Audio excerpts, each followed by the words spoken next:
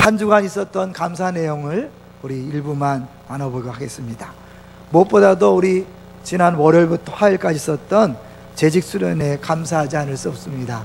제가 안산동산교회 13년 동안 부목사로 있으면서 많은 것들을 배웠는데 그 중에 최고로 잘 배웠다고 느끼는 게 재직 수련회예요. 안산동산교회에서 재직 수련회를 처음 하면서 얼마나 깜짝 놀랐는지 몰라요. 이렇게 많이 나오나? 부흥회 때보다도 더 많이 나오는 모습을 보면서 이게 굉장히 귀한 것이구나 라는 것들을 알게 됐어요. 그리고 이렇게 1년을 이제 시작하기 전에 모든 재직들이 같은 내용의 말씀을 가지고 같이 한 마음을 품는 것이 정말 중요하다는 걸 느껴서 우리가 이제 개척 때부터 계속 해왔는데 이번에도 함께 모여서 은혜 받고 새해를 준비하면서 너무 행복했습니다. 참석하신 모든 분들에게 감사를 드립니다. 두 번째로는 우리 바자의 수익금을 드디어 전달하게 됐는데요. 지난번 여러분 수고하셔서 바자의 수익금 순수익이 390만 원, 복지부에서 150만 원을 추가로 해서 540만 원을 총 16분에게 이번 주에 전달하기로 그렇게 했습니다. 이 중에는 교육팀 3명도 포함되어 있다고 그렇게 말합니다. 여러분이 그동안 수고해 줬기 때문에, 헌물과 섬김으로 수고해 줬기 때문에 이렇게 어려운 이웃들을 도울 수 있게 돼서 정말 감사하고요. 수고하신 분들에게 다시 한 번 더 감사의 말씀을 전합니다. 세 번째는 이제 우리가 수요일마다 마태복음을 계속 연속 강의하는데요. 지난주 수요일로 산상순 마지막 부분을 강의를 했습니다. 산상순 전체를 강의하고 나서 느끼는 것은 정말 행복하다. 목사가 제일 많이 은혜 받은 것 같아요. 준비하면서 은혜 받고, 전하면서 은혜 받고, 전한 다음에 또 은혜를 받습니다. 그런데 마침 이번엔 중보기도 세미나까지 그 강사분들이 3분이 아주 공통적으로 하나님 나라와 의에 대해서 그렇게 강의하시면서 이 산상순하고 딱 맞아서 아주 목사가 큰 은혜를 받았습니다. 여러분이 기도해 주셨기 때문에 목사가 은혜 받는 줄 믿습니다. 더 많이 기도해 주십시오. 목사가 은혜를 받아야 그 은혜가 흘러갈 수 있으니까요. 많이 기도해 주셔서 감사합니다. 이제 오늘 본문을, 오늘 설교 제목을 보겠습니다. 제목이 뭡니까? 최고의 방문이다. 오늘은 이웃 초청의 날입니다. 이웃 초청의 날. 그뿐 아니라 아까도 잠깐 말씀드린 것처럼 교회력이 이제 새롭게 시작되는 첫 주입니다. 지난주까지 1년 교회력이 완성됐고요. 이제 오늘부터 다시 새로운 1년이 시작되는 거예요. 그래서 교회력은 1월부터 시작되는 것이 아니라 이제 이 11월 마지막째 주부터 시작돼서 한 달 동안 대림절, 대강절이라고 그래서 예수님 오심을 감사하고 예수님 재림을 기대하면서 그 예수님 오신 목적, 오신 이유, 이런 것들을 생각하는 그런 기간입니다. 그래서 오늘 첫 번째 대림절을 맞이해서 이제 예수님께서 이 땅에 오신 최고의 방문에 대해서 같이 생각해 보려고 합니다. 근데 예수님이 이 땅에 오심은요, 참 이상한 오심이었습니다. 이것을 우리가 이해하기 쉽게 하기 위해서 한 가지 재미난 얘기를 같이 나눠보려고 합니다. 미국에서 있었던 일인데요. SNS를 많이 하시는 분들은 아마 한 번쯤은 들어봤을 만한 내용이죠. 교인 수 1만 명의 미국 대형교회 목사가 노숙인이 된 이야기 들어보셨나요? 10,000명이 모이는 교회에 새로운 목사님이 이제 부임하게 됐습니다. 예레미야 스티백이라는 목사님이 부임하게 됐는데 이 목사님은 아무에도 얘기하지 않고 노숙인 차림으로 그 교회를 간 거예요. 그래서 예배 시작 전에 일부러 교회 주변을 왔다 갔다 했습니다. 그런데 그 10,000명이 모이는 교회에서 그분에게 관심을 가진 사람은 딱 3명에 불과했다는 거죠. 그리고 더 심한 것은 자기가 너무 배가 고파서 그러니까 음식을 사 먹게 돈 좀 달라 그러는데 단 한 명도 반응을 보이지 않았다는 거예요. 더 놀라운 사실은 그가 예배 드리러 이제 시간에 들어갔는데 맨 앞자리에 앉으니까 안내원들이 뒤로 가라고 쫓아내더랍니다. 노숙자라고 앞자리에 못 앉게 하고 뒷자리에 쫓겨나갖고 맨 뒤에 앉아서 예배를 드리는데 이제 설교가 끝나고 광고 시간에 장로님이 이제 오늘 새로운 목사님 오셨습니다라고 광고했을 때 이 목사님이 노숙인 차림으로 그냥 걸어간 거예요. 강단에 딱 올라가니까 사람들이 다 깜짝 놀랐죠. 이 목사님이 딱 올라가셔서 무엇을 했냐면 마태복음 25장 31절부터 40절까지를 쭉 읽으신 거예요. 잘 아시는 내용이죠. 내가 줄일 때에 너희가 먹을 것을 주었고, 목마를 때에 마시게 하였고, 나그네 되었을 때 영접하였고. 언제 우리가 그랬습니까? 작은 소자에게 한 것이 나에게 한 것이다. 그 내용이잖아요. 그걸 쭉 읽은 다음에 목사님이 오늘 내가 이 교회에 와서 겪었던 이야기들을 쭉 이야기하시면서 이렇게 말했다고 합니다. 오늘 아침 교인들이 모이는 것을 봤습니다. 하지만 예수 그리스도의 교회는 아닌 것 같습니다. 세상에는 교인들이 참 많습니다.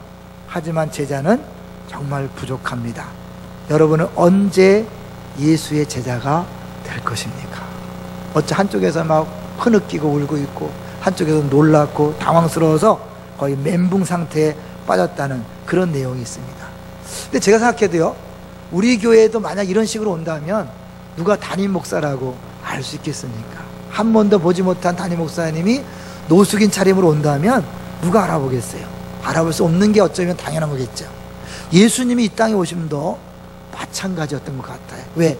예수님이 이 땅에 오셨지만 사람들이 알아보질 못했어요. 왜? 상상할 수 없는 모습으로, 초라한 모습으로, 이상한 모습으로 오셨기 때문에 그런 거죠. 심지어요, 세례 요한도 예수님을 몰라봤다는 게 신기하지 않아요? 하나님이 예수님보다 6개월 먼저 태어나게 하셨고 일생 동안 예수님 오심을 준비시켰던 그 세례 요한도 정작 예수님 왔을 때 헷갈리는 거예요. 예수님의 모습과 예수님 말과 행동이 헷갈려. 그래서 자기가 감옥에 갔을 때 물어봤잖아요. 오실 그이가 당신이니까. 그럴 때 예수님께서 성경을 인용하시면서 이 말씀이 이 자리에 임했다 라고 하시면서 자신이 메시아라는 것을 밝히시죠. 세례 요한조차도 이해할 수 없었고 알아볼 수 없을 정도로 이상한 모습으로 오신 예수님, 그 예수님을 믿는다는 것은 정말 어려운 일이죠. 근데 오늘 본문을 보시죠. 자, 그런 배경을 가지고 한번 보겠습니다. 10절 11절, 오늘 본문에 10절 11절을 읽겠습니다. 시작. 그가 세상에 계셨으며 세상은 그로 말미암아 지은 바 되었으되 세상이 그를 알지 못하였고. 11절. 자기 땅에 오매 자기 백성이 영접하지 아니하였으나. 세상에 왔을 때 못 알아볼 뿐만 아니라 그 땅이 자기 땅이라 그러고 자기 백성이라고 그렇게 말씀하고 있습니다. 왜 그렇게 말씀할 수 있을까요? 1장 3절로 보세요. 요한복음 1장 3절 같이 봅니다. 만물이 그로 말미암아 지은 바 되었으니 지은 것이 하나도 그가 없이는 된 것이 없느니라. 예수님이 창조주라고 소개하는 거죠. 성부 하나님이 창조의 주역이시지만 예수님을 통하여 창조했기 때문에 예수님도 창조주라고 말할 수 있는 거죠. 그러니까 결국 이 땅에 있는 모든 사람들은 다 예수님의 백성이고 예수님의 땅이지만 그들이 영접하지 않았다고 그랬습니다. 넓게는 모든 세상 모든 사람을 다 얘기하는 것이고, 좁게 말하면 그렇게 메시아를 기다렸던 유대인들을 이야기하는 거죠. 그렇게 기다렸지만 그들이 알아보지 못했고 영접하지 못했어요. 왜요? 너무 이상한 모습으로, 상상할 수 없는 모습으로 오셨기 때문에. 그들은 메시아가 오면 로마 제국을 뒤집어 엎을 줄 알았어요. 여러분 잘 보셔야 돼요. 신앙생활에 늘 우리가 실수하는 게 뭐냐면, 우리는 한번 기도하면 세상이 뒤집어지고, 한번 영웅적인 모습으로 나타나서 세상을 한꺼번에 다 엎어버릴 생각하지만 하나님 나라는 그렇게 이루어지는 게 아니에요. 예수님은 그런 능력이 있었지만 그렇게 하지 않으셨어요. 오셔서 십자가에 못 박혀 죽으셨어요. 이게 이해할 수 없는 거예요. 우리 신앙생활도요, 십자가를 지고 따라오라고 그랬기 때문에 우리가 늘 그 부분에서 조심하셔야 합니다. 하여튼 예수님이 그렇게 오셨기 때문에 이해할 수 없었고 영접할 수 없었어요.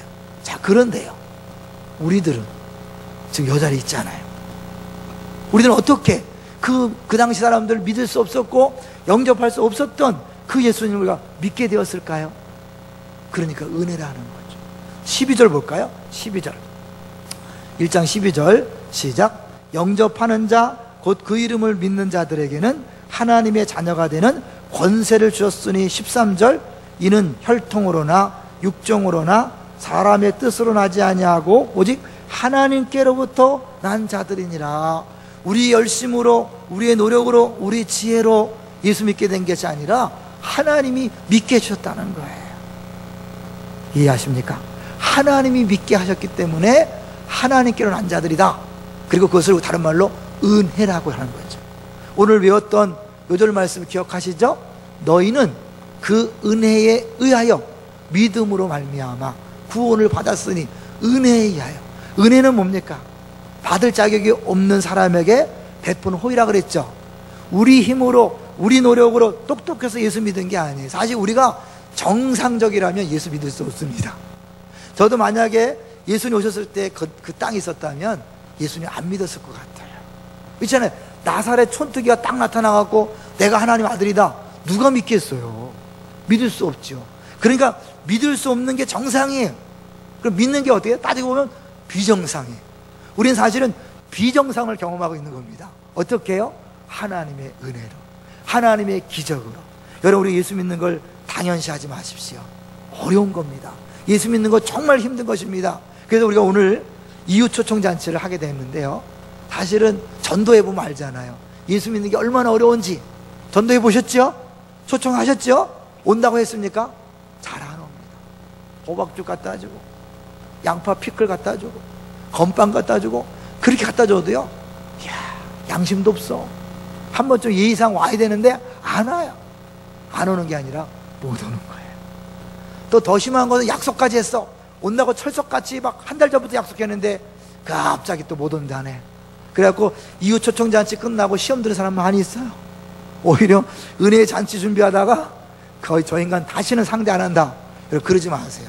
그 사람이 안 오고 싶어서 안 오는 게 아니에요. 못 오는 거예요. 안 믿어지니까 올 수 없는 거예요. 그래서 내가 여 자리에 있다고 당연하다고 생각하지 마세요. 그래서 사실은 요한복음을 보면요, 1장 11절과 12절이 요한복음 전체를 얘기한다고 해도 과언이 아니에요. 11절, 자기 땅에 오매 자기 백성이 영접하지 않았다. 왜? 알지 못했으므로. 그래서 요한복음 1장부터 12장까지 뭐예요? 계속해서 예수님이 하나님 아들이심을 계속 보여주는 거예요. 그게 표적의 책이라고 그래요. 유난히 표적이 많다 그러죠. 그래서 결국 12장까지 그렇게 다 했지만 13장에 보면요, 남는 사람이 몇 명이에요? 12명. 12명의 제자만 예수를 믿는 거예요. 예수님께서 자기 제자들을 사랑하시되 끝까지 사랑하시니라. 그 12명 중에는 또 가론유다도 포함되어 있어요. 그렇게 많은 온 세상 사람들이 다 예수님의 사람이었고, 그 유대인들이 다 예수를 기다렸지만 다 안 믿고 기껏해야 12명만 믿는 그런 것이 바로 기독교예요. 왜요? 그만큼 예수 믿기가 어려운 거예요. 구원받기 어려운 거예요. 그런데 우리가 이 자리에 있잖아요. 할렐루야. 어렵다는 걸 느껴야, 알아야 내가 예수 믿는 것이 얼마나 큰 은혜고 얼마나 큰 복인지 알게 되는 거예요. 여러분은 최고의 복을 누리게 된 줄로 믿습니다. 그럼 우리는 어떻게 이렇게 예수 믿게 됐는가? 다른 사람은 예수 못 믿는데 우리 어떻게 믿게 됐는가? 그거는 하나님이 여러분을 구원하기로 작정했기 때문에, 택했기 때문에 그런 거예요. 언제부터요? 성경을 보죠. 에베소서 1장으로 가보세요. 에베소 1장 4절, 우리 화면에도 나오니까요, 어려운 분들은 화면을 보십시다. 에베소 1장 4절 같이 읽겠습니다. 시작. 창세 전에 그리스도 안에서 우리를 택하사 우리로 사랑 안에서 그 앞에 거룩하고 흠이 없게 하시려고. 언제요? 창세 전에. 이 세상이 만들어지기 전에 하나님 우리를 계획하신 거예요. 우리를 먼저 계획하고 우리를 이 땅에 보내기 위해서 엄마 아버지를 만나게 하신 거예요. 엄마 아버지가요, 사랑해서 만난 게 아닙니다. 우리를 이 세상에 태어나게 하려는 역사적 사명을 띠고 만난 거예요. 그분들이 죽을 때까지 사랑하는 분 별로 없어요. 사명 때문에 만났기 때문에 철천지 원수로 살면서 그렇게 살아가는 걸 많이 볼 수 있어요. 하나님이 창세전에 우리를 택한 것입니다. 5절을 볼까요? 5절 1장 5절 시작. 그 기쁘신 뜻대로 우리를 예정하사 예수 그리스도로 말미암아 자기 아들들이 되게 하셨으니 뭐 했다고요? 우리를 예정함. 미리 정하신 거예요. 하나님께서 정한 사람들, 그 사람들이 예수를 믿게 되는 거예요. 하나만 더 볼까요? 이제 로마서 8장 30절 보세요. 로마서 8장 30절 또 역시 화면에 나오고 있습니다. 8장 30절 같이 읽어보겠습니다. 30절 시작. 또 미리 정하신 그들을 또한 부르시고 부르신 그들을 또한 의롭다 하시고 의롭다 하신 그들을 또한 영화롭게 하셨느니라. 미리 정하신 사람들을 불러주는 거예요. 여러분이 이 자리에 왔다는 것은 미리 정해졌기 때문에 부름받아 온 거예요. 그래서 여러분이 부름받을 뿐만 아니라 예수 믿고 의롭게 됐어요. 그리고 거기서 끝날까요? 아니요. 영화롭게 될 것입니다. 그래서 한번 예수 믿은 사람은 끝까지 간다고 우리가 믿게 되는 거예요. 왜? 우리가 잘나서 믿은 게 아니라, 똑똑해서 믿은 게 아니라 하나님이 정해서 불러주시고 예수 믿게 했기 때문에 우리에게 근거가 있는 게 아니에요. 우리가 중간에 잘못한다고 잘리는 게 아니에요. 처음부터 우리의 실력이나 우리의 능력이나 우리의 행위가 아니라 만세전에 택한 그 사랑 때문에 했기 때문에 한 번 구원받은 사람은 끝까지 간다, 이렇게 믿을 수 있는 거예요. 제 생각을 해봤어요. 저는요 17살 될 때까지 한 번도 교회 안 가봤다 그랬죠. 복음을 들어본 적도 없어요. 전도 나오면 막 도망가고 그랬어요. 내가 생각해보니까 한 번도 예수에 대해서 듣지 못했고 교회 가본 적 없었는데 하나님께서 저를 명지고등학교에 집어넣었어요. 그래서 1년 동안 잘 모르지만 그 미션 스쿨이니까 성경을 배우고 예배를 드렸어요. 무슨 말인지 몰랐어요. 그렇지만 1년 동안 예배 드리면서 마음속에 왠지 교회 가고 싶은 마음이 들었어요. 그렇게 마음이 들었는데 갑자기 초등학교 4학년 때 친구인 김영수란 친구를 만났는데 이 친구가 만나자마자 교회 가자고 했어요. 미리 준비되어 있으니까 가겠다고 그랬어요. 근데 그 친구는 그때 이미 교회 나간 지 딱 한 달밖에 안 됐어요. 한 달짜리가 저를 전도했어요. 뭘 알고 전도했겠어요? 그렇지만 하나님이 저를 작정하셨기 때문에 그 친구의 초청을 통하여 교회에 오게 된 거예요. 나중에 천국 가면 제가 이제 잘해야 되겠지만 하나님 앞에 열심히 목회한 것에 대한 상급이 있을 거예요. 저는 그걸 믿어요. 근데 그 상급은요 저뿐 아니라 저를 전도한 영수에게도 주어질 줄로 믿습니다. 왜냐하면 하나님은 그것을 보고 있거든요. 사실 우리 사람이 믿을 수 없는 거예요. 도저히 믿을 수 없는 거예요. 하나님이 하셔야 돼요. 근데 하나님이 하시는 그 구원 역사에 우리들을 통로로, 도구로 쓰시는 거예요. 그리고 통로로 쓰임받은 사람에게 상급을 주시고 상급을 주겠다고 약속하시는 거예요. 할렐루야. 여러분, 우리가 잘나서 전도되는 게 아닙니다.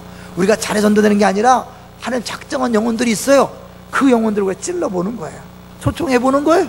아니면 말고 찔러보는 거예요. 그러다가 하나님께서 작정한 영혼을 딱 만나면요 그가 교회 앞에 나올 것이고 그 사람이 교회에 온 것은 그 전도한 사람의 몫으로 하나님께서 여겨주시는 거예요.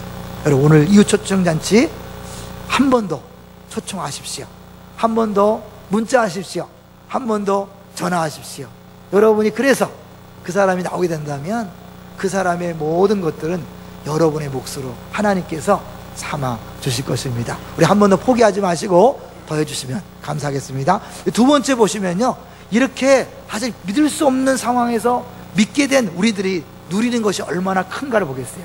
내 공로도 아니고 내 노력도 아닌데 하나님 택해서 구원받게 한 다음에 우리 주시는 복이 뭐냐면 12절이에요. 다시 한번 12절 보겠습니다. 12절, 영접하는 자 곧 그 이름을 믿는 자들에게는 하나님의 자녀가 되는 권세를 주셨으니. 자녀가 되는 권세예요. 좋은 거잖아요, 그죠? 예, 묻습니다. 여러분, 정말 예수님이 여러분을 위해 죽으시고 부활하신 것을 믿습니까? 그 예수님을 여러분의 주인으로 영접하셨습니까? 그렇다면 자녀가 된 줄로 믿습니까? 자녀의 권세를 누리고 있습니까? 자녀의 권세를 누리는 사람이 왜 이렇게 시시하죠? 왜 이렇게 표정이 어둡죠? 왜 이렇게 근심이 많죠? 걱정이 많죠? 자녀의 권세를 뭔지 몰라서 그래요.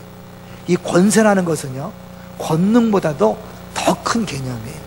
오직 성령이 너에게 임하시면 너희가 권능을 받고 예루살렘과 유대와 사마리아 땅까지 내 증인이 되리라 할 때 그 권능보다 더 큰 개념이 권세예요.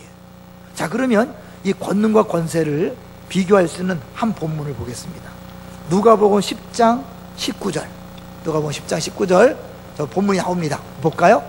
내가 너희에게 뱀과 전갈을 밟으며 원수의 모든 능력을 제어할 권능을 주었으니 너희를 해할 치자가 결코 없으리라.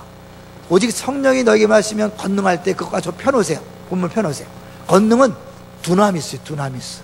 권세는 에쿠시아라는 말이에요. 본문을 보여주세요.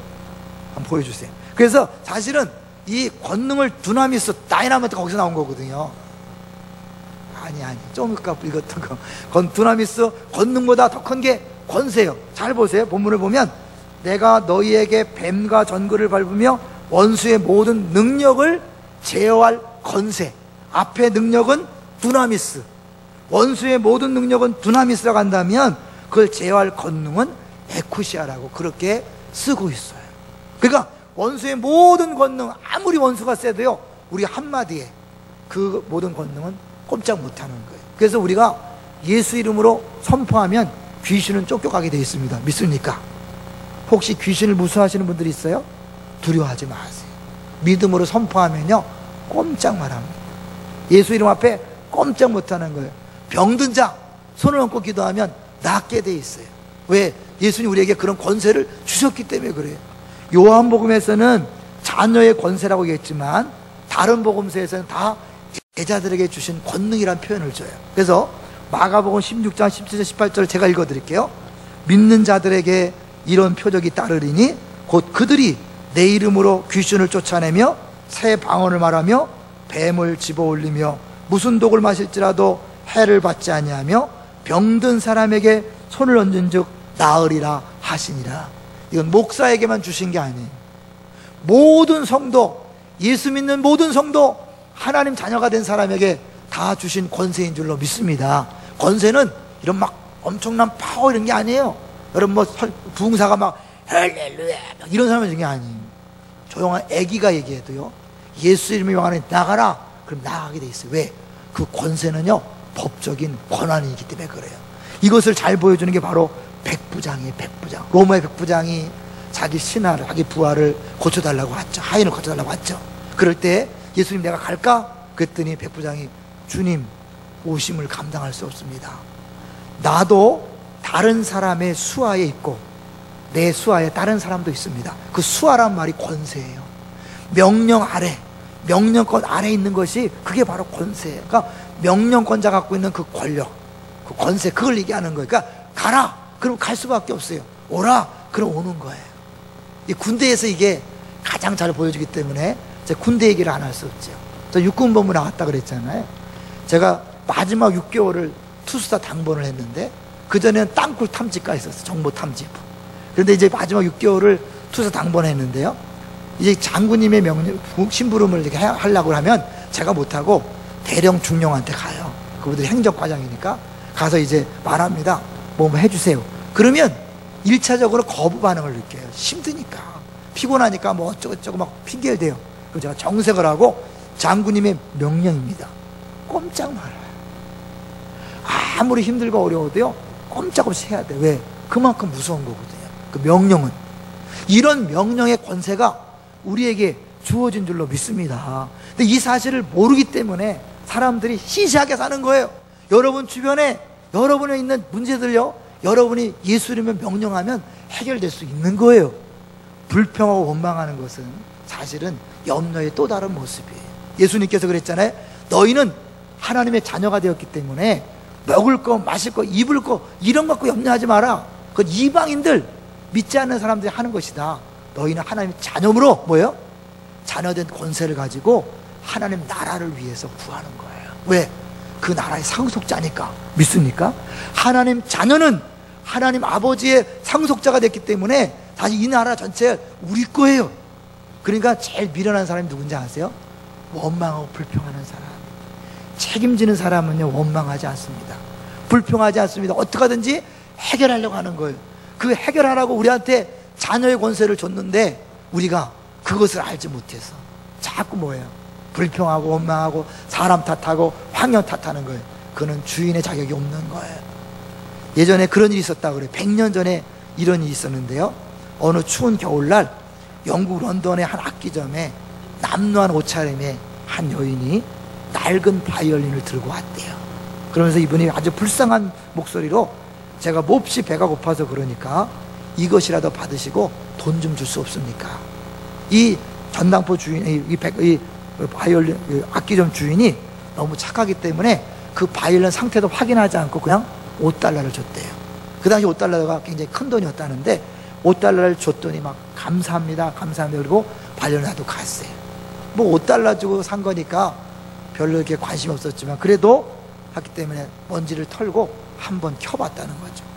바이올린을 켜봤는데 깜짝 놀랄만한 좋은 소리가 났다는 거예요. 아니, 이렇게 좋은 소리가 나다니 이거 보통 바이올린 같지 않다 느껴서 다 털고 나서 정확하게 꼼꼼히 들여다봤더니 그 안에 이렇게 써있더랍니다. 안토니오 스트라디바리우스 1704. 스트라디바리우스 아세요?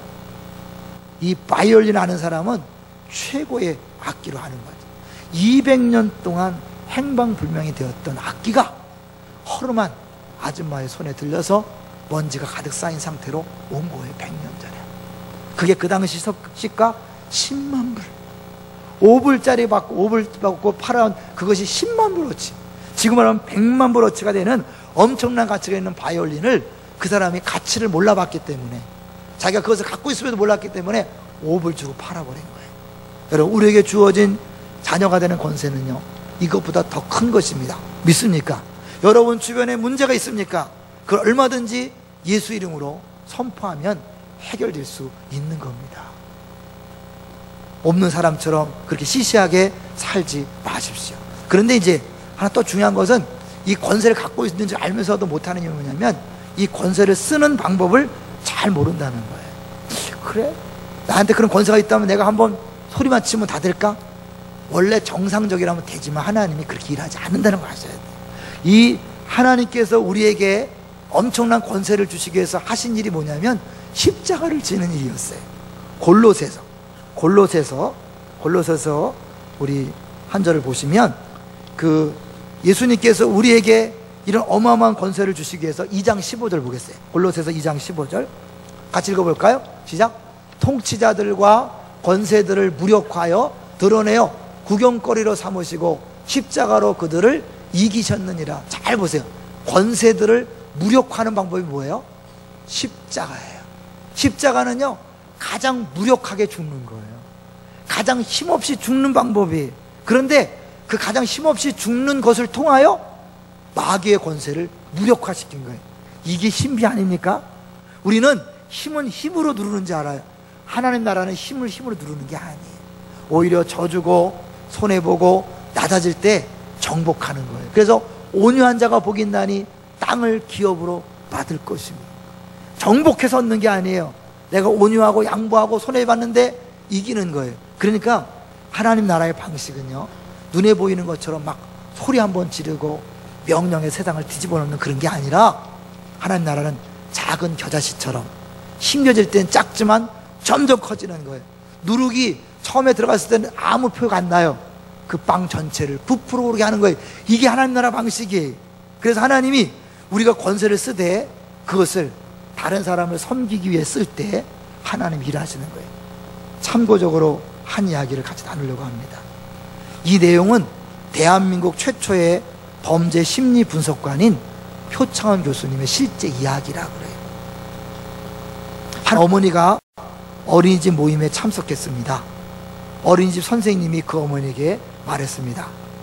아드님은 산만해서 단 3분도 앉아있지를 못합니다. 그 말을 들은 어머니가 충격을 받았지만 아들과 함께 집으로 돌아오는 길에 이렇게 아들한테 말했다 그래요. 선생님께서 너를 무척 칭찬하셨어. 의자에 앉아있기를 1분도 못 견디던 내가 이제는 3분씩이나 앉아있다고 칭찬하시던 걸. 어떻게 다른지 아시겠죠? 다른 엄마들이 모두 엄마를 부러워하더구나. 그 말을 들은 아들이요, 평소와 달리 밥 투정을 하지 않고 밥 2공기를 뚝딱 해쳤다는 거예요. 이 아이가 커서 초등학교 들어갔어요. 근데 어머니가 학부모에 참석했을 때 선생님이 또 이 엄마한테 말했습니다. 아드님 성적이 몹시 안 좋아요. 검사를 받아보세요. 지능에 문제가 있다고 생각한다는 거예요. 그 말을 들은 어머니가 눈물을 왈칵 쏟았다. 그렇지만 집에 돌아가서 아들에게 이렇게 말했다고 합니다. 선생님께서 너를 믿고 계시더구나. 넌 결코 머리 나쁜 학생이 아니라고. 조금만 더 노력하면 이번에 21등 했던 내 짝도 제칠 수 있을 거라고 하셨어. 21등 제칠 수 있을 거라고.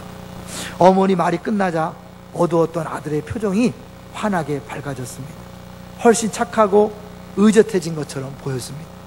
이 아이가 초등학교를 졸업하고 중학교 들어가서 중학교 졸업할 쯤에 담임 선생님이 또 엄마에게 말했습니다. 아드님이 성적으로는 명문고에 들어가는 건 좀 어렵겠습니다. 어머니가 교부원 앞에 기다리던 아들과 함께 집으로 돌아가면서 이렇게 말했습니다. 애들도 알잖아요. 선생님이 1:1 면담을 요청하면 자기가 문제 있다는 걸 알잖아요. 그런데 아들한테 엄마가 말했습니다. 담임 선생님께서 너를 무척 자랑스럽게 생각하시더라. 내가 조금만 더 노력하면 명문고에 들어갈 수 있다고 하셨어. 그 말을 들은 아들은 결국 명문고에 들어갔고 뛰어난 성적으로 졸업했습니다. 그뿐 아니라 명문대학에 당당히 합격했습니다. 아들이 대학 입학 허가 도장이 찍힌 우편물을 어머니의 손에 쥐어드리고는 엉엉 울면서 다음과 같이 말했다고 합니다. 어머니, 제가 똑똑한 아이가 아니란 걸 저도 잘 알아요. 어머니의 격려와 사랑이 오늘의 저를 만드셨다는 것 저도 알아요. 감사합니다, 어머니. 똑같은 상황이었지만 어머니의 격려와 사랑이 아들을 변화시켰습니다. 여러분, 우리가 권세가 있다는 것은요, 우리 말에 권세가 있다는 것과 같은 거예요. 왜? 명령권이잖아요. 우리가 하라면 하는 거예요. 가라면 가는 거예요. 우리가 된다면 되는 거예요. 안 된다고 말하면 안 되는 거예요. 여러분이 자녀에 대하여 우리 애는 안 되겠어. 네, 그것 때문에 안 되는 것입니다. 우리 교회는 누구 때문에 안 되겠어? 네, 그것 때문에 안 되는 거예요. 여러분이 힘들고 답답해서 말한 그것이 그것이 씨가 되어서 열매를 맺는 겁니다. 세상 믿지 않는 사람도 말이 씨가 된다고 말해요. 말 안 된다고 말해요. 예, 그들은 그걸 현상으로 봤죠. 우리는 그 정도가 아니에요. 우리 말에는 권세가 있습니다. 하나님 자녀의 권세가 있습니다. 세상을 주관하시는 그 하나님 주신 권세가 있습니다. 할렐루야! 우리가 말한 대로 되는 것입니다. 근데 우리가 상황과 조건을 보면서 너무너무 자주 불평해요. 너무너무 원망을 많이 해요. 너무너무 부정적인 얘기를 많이 해요. 그리고 나서 나중에 후회할 때가 얼마나 많은지 몰라요. 여러분, 언어를 조심하셔야 돼요. 여러분 주신 권세를 좋은 것에 쓰시기 바랍니다. 저는요, 말씀을 준비하던 몰라도 하나님께서 이번 주에 충격적인 2번의 설교를 들었어요. 목요일 날 안산 기독교연합회 총회가 있었습니다. 이 올해 총회 회장이면서 내년에 이제 물려주는 유재명 목사님이 설교하는데 자기가 부흥에 갔다 온 교회 이야기를 하더라고요. 그 교회가 정말 어려움이 많았대요. 건축하다가 교인 반이 나가고 장로님 부인이 신천지에 빠져서 교회를 홀라하게 해서 교회가 진짜 어려웠대요. 근데 사모님이 같이 차를 타고 오면서 이 목사님한테 얘기를 하더래요. 우리 남편 목사님이요, 그렇게 어려움을 겪으면서도 단 한 번도 교인에 대해서 부정적인 이야기를 하지 않았다는 거예요. 이 목사님이 그 얘기를 듣고 오면서 자기 자신이 회개에 따르면서 설교 시간에 얘기하더라고요. 그러면서 우리 2014년도 정말 어려웠지만 진짜 어려워서 어려웠습니까? 우리 입으로 다 뒤집어 엎으면 아닙니까? 이런 얘기 하더라. 진짜 어려운 게 문제가 아니라 내 입으로 부정적인 말을 쏟아내고 부정적인 표현을 했고 부정적으로 했기 때문에 그것을 그 열매를 먹고 있는 거 아니냐, 이렇게 설교하는데 찔림이 있었어요. 그런가 하면 금요일 날 이제 총신동문회 연합 기도가 있었는데 70세 은퇴하신 목사님 오셔서 설교를 하셨어요. 그분도 또 다른 목사님 이야기를 하면서 자기도 언제부턴가 다른 목사님이 교인들에 대해서 절대 부정적인 얘기를 안 한다는 이야기를 들으면서 그 이후로 부정적인 얘기를 안 했다고 하면서 설교를 하시더라고요. 연달아 2번을 들으면서 저를 돌아봤어요. 나는 어떤가? 저도 사실 집에 가서는 거의 교회 얘기를 안 합니다. 우리 아내한테 아무리 힘들어도 아무 얘기를 안 합니다. 그러나 내가 부정적인 얘기를 전혀 안 했다고 말할 수가 없어요. 나도 모르게 나올 때가 많이 있었어요. 제가 그 부분을 회개했어요. 아, 그렇구나. 자녀의 권세인데, 목사의 권세인데 내가 더 다 잘 되라고 그러고 더 훌륭하게 되라고 그렇게 선포했어야 되는데 그렇게 하지 못했구나. 회개했습니다. 여러분, 우리가 알게 모르게 엄청난 자녀의 권세를 가지고 있으면서도 부정적인 언어를 사용함으로 우리 애들이 죽어가고 있습니다. 우리 교회 성도들이, 다른 사람들이 죽어가고 있습니다. 안산이, 민족이 죽어가고 있는 거예요. 여러분, 제발 쓸데없이 비판만 하지 마세요. 무조건 다 오케라 하는 건 아니에요. 비판만 해서 달라지는 게 있나요? 아니에요. 기도를 한마디 좀 해주세요. 염려로 너의 생명을 한 자라도 더 할 수 있느냐? 없어요. 염려와 다른 말이 불평원망 아니에요. 그것으로 여러분 안산 변하지 않습니다. 우리 민족 변하지 않습니다. 우리 자녀 변하지 않습니다. 직장 사업장 안 변합니다. 오히려 우리 믿음의 선포, 믿음의 기도, 자녀의 권세를 가지고 믿음으로 선포하는 그 한마디가, 그 기도가 세상을 변화시킬 수 있는 줄로 믿습니다. 주님이여 하나님 나라를 우리한테 맡기셨어요. 주님 능력으로 얼마든지 다 뒤집어 엎을 수 있지만 주님 그렇게 하지 않으십니다. 우리 한 사람 한 사람의 기도를 통하여, 한 사람 한 사람의 선포를 통하여 세상을 변화시키기를 원하고 계신 줄로 믿습니다. 우리에게 맡겨진 가정, 자녀 여러분이 책임지셔야 합니다. 여러분 패밀리, 부서, 여러분의 교회 여러분이 책임지셔야 합니다. 오늘부터 이 자녀의 권세를 마음껏 사용하셔서 좀 하나님 나라를 세워가는 상속자다운 자녀가 되시기를 주의 이름으로 축원합니다. 이제 결론으로 말씀드릴 거예요. 사실은 오늘 말씀을 생각해 보세요. 최고의 방문이 있었지만 사람들은 이상해서 영접할 수 없었어요. 믿을 수 없었어요. 근데 우리가 믿게 됐어요. 어떻게? 순전히 은혜로, 하나님의 은혜로. 믿은 것만도 감사한데 자녀가 되는 권세를 주셔서 하나님 나라의 상속자가 되어서 세상을 변화시키는 주역으로 삼으셨어요. 이 엄청난 복을 여러분 놓치지 마시고 마음껏 누리세요. 그리고 동시에 우리 주변에 믿지 않은 사람들, 그들을 불쌍히 여기시고 그들도 우리처럼 예수 믿고 자녀되는 권세를 누릴 수 있도록 우리가 한 번 더 초청하고 한 번 더 전도하는 우리 모두가 되시기를 주의 이름으로 축원합니다. 주보를 보겠습니다. 주보 5페이지